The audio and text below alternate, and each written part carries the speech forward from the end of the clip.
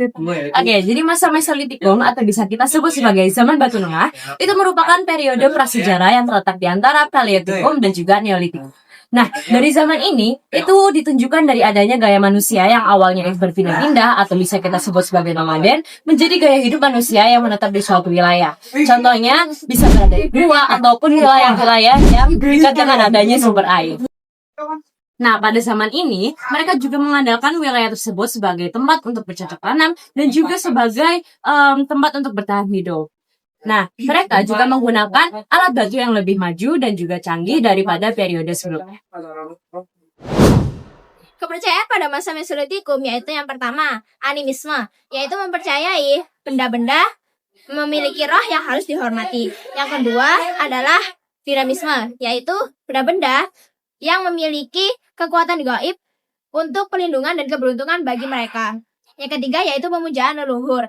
Mereka percaya bahwa roh leluhur berpengaruh dan harus dipuja agar keturunan mendapat berkah. Kebudayaan pada masa Mesolitikum yaitu yang pertama, mereka hidup semi nomaden dan juga hidup di gua. Yang kedua, mulai bercocok tanam sederhana dengan cara ditebang dan dibakar.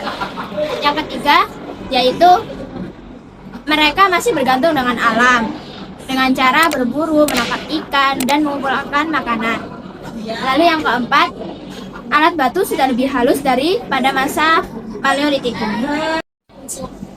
Nah, aspek sosial itu ada 4, yaitu satu, pertama pemukiman semi menetap, yang artinya tinggal di goa dan mendirikan tempat tinggal sementara di sekitar sumber daya yang melimpah. Yang kedua, yaitu hidup berkelompok. Hidup berkelompok itu masyarakat hidup dalam kelompok-kelompok yang kecil. Yang ketiga, pembagian kerja, yaitu diduga mulai ada pembagian tugas yang lebih jelas dalam kelompok. Yang keempat dan yang terakhir, yaitu seni dan kepercayaan. Munculnya lukisan di dinding goa dan kemungkinan awal ritual penguburan. Selanjutnya ada aspek ekonomi. Yang pertama ada memburu dan meramu. Yang ini masih menjadi andalan tetapi dengan metode yang lebih efisien. Mereka batu kecil yang lebih tajam. Yang kedua ada adaptasi sumber daya, pemanfaatan sumber daya makanan yang lebih beragam seperti kerang dan ikan dari pesisir dan tepi sungai. Yang ketiga dan terakhir adalah awal domestikasi, yang dimana terdapat bukti awal mula penyitakan hewan seperti anjing untuk membantu memburu. Nah, hasil kebudayaan pada masa ini cukup beragam.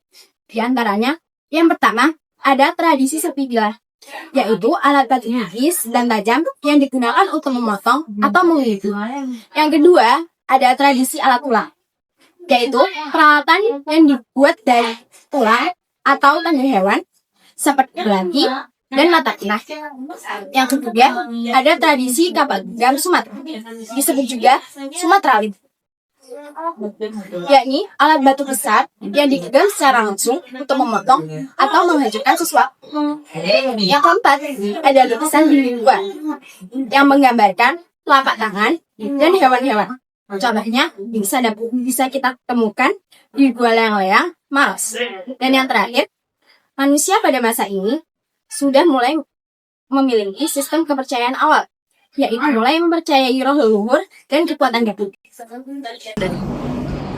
Fungsi hasil kebudayaan zaman Mesolitikum ada 5. Yang pertama yakni tradisi sepi bilah. Tradisi sepi bilah fungsinya adalah alat batu pipi tajam yang digunakan untuk memotong, meneliti, serta mengerik hasil buruan atau tumbuhan. Yang kedua yakni tradisi alat tulang. Yang kedua yakni tradisi sarutan, alat yang terbuat dari tulang yang digunakan untuk menjadi jarum. Yang kedua untuk menjadi mata tombak. Yang ketiga menjadi alat menusuk, dan yang terakhir menjadi peralatan penangkap ikan. Yang ketiga yakni tradisi alat kapak genggam. Alat kapak genggam adalah alat yang langsung digenggam tanpa tangkai yang digunakan untuk memotong kayu, meneliti hewan serta menghancurkan tulang. Yang keempat yakni lukisan dinding gua. Lukisan dinding gua adalah gambaran manusia berburu dan hewan di dinding gua yang berfungsi sebagai media berekspresi seni serta kepercayaan magis sebagai memohon keberuntungan. Yang terakhir yakni sistem kepercayaan awal. Manusia mulai mempercayai roh leluhur benda-benda tertentu, kekuatan alam, animisme dan dinamisme sebagai bentuk pemujaan serta perlindungan.